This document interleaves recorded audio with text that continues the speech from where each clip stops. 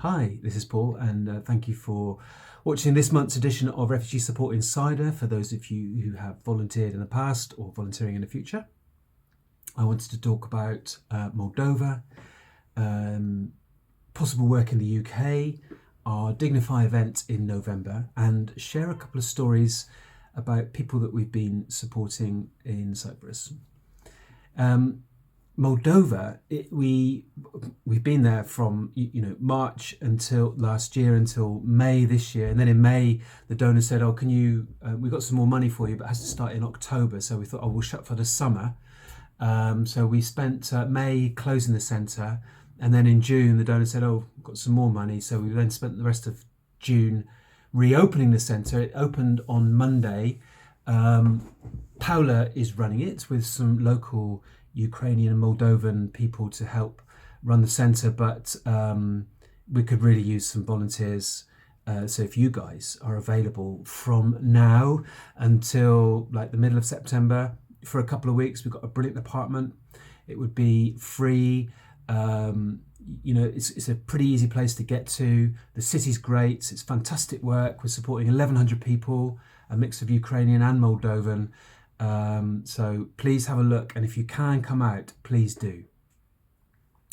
And maybe you could help in the UK as well. We have been looking quite carefully at the UK for a long time, and there's a barge that is imminent arriving in Portland on the south coast of the UK, and we're seeing what we can do there to help. I think we probably will help. Depends on a few things. But once it arrives, we'll be moving quite quickly. We need to try and find a way to criticise government policy, which is about putting people on a boat, but at the same time try and support the people that are there, and say that they're welcome, and as a country we should be doing everything possible to support them. So keep your eyes out for that. Later this year, also in the UK, on the 9th of November, we have our annual Dignify event. This will be the fourth one. They're always brilliant, great bands, lovely people. I mean, we'd love to see all of you there. I mean, it'll take about 350 people, so, you're welcome. And it'll be a great night. You'll find details about that on a website and on this email. And then the final thing I wanted to talk about is Anna, who's coordinating in Cyprus for us right now, has been talking to some of the members there, and we've been trying to collect stories. And I've got a couple here. I'd just like to read out just a couple of things that two people have said. I hope I can get through them without getting too emotional, because they're very moving. So the first one is from a 28-year-old man from Cameroon. And this is exactly what he said when we asked him about, being in Cyprus and coming to the Dignity Centre there. He said, when you're in the camp, you're cut off from the outside world. It's not an easy place, and it's not real life. It's tough. The centre made me feel like I could belong here. The volunteers, that's you guys, treat us like we have a right to be here. I was so welcomed and so well taken care of, like I was just back in my country or at home. It's a space where there's no discrimination.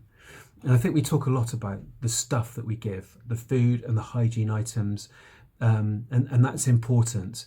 But there's something about solidarity and standing alongside people when life is really tough, making them feel welcome, that they are taken care of, that they aren't discriminated against. That is, the real value of what we do. And I've got another one here from a Yazidi from Iraq who's aged 25. And he said that there was a time when I first came to Cyprus, first came to Dignity. It's what the people were there, the members, they call it the Dignity, which is our Dignity Centre. And I was struggling. But I challenged myself to take the first step and then the next step.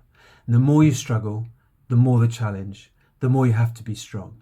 You have to believe that you are good enough, that you are a fighter for your dreams, for anything you want in life. And I think that's, one of the things that we can do is stand alongside people while they are struggling. So I hope that's interesting. Please send me a message, tell me anything, ask me anything. I'll always get back to you. Thanks for everything you've done, everything you're doing, and everything that you will do.